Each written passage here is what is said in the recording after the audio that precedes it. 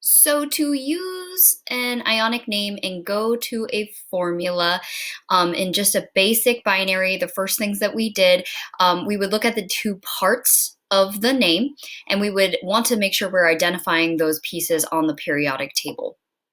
So I would identify where calcium is on the periodic table, and I would identify what the charge of that ion is going to be based on where it is in the periodic table.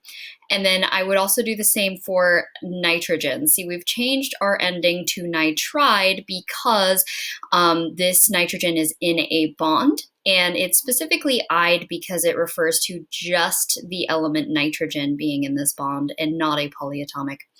Um, and then we would make sure we crisscross those charges in order to create the formula. So where did I get this information? Again, I looked at where calcium is on the periodic table, and you can see from this box that it is in the second column. Remember, everything in the second column has two valence electrons, and therefore they're all going to give up those two valence electrons, and they are going to ionize to have a 2+ charge.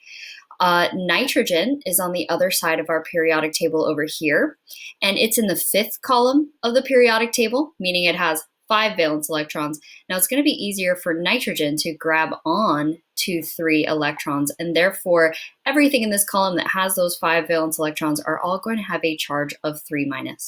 So that's where I came up with the 2+ and the 3-. And then remember to create this formula, which is really just a ratio of the ions in the compound. I would take the 2 from calcium and crisscross it down to being the subscript for nitrogen.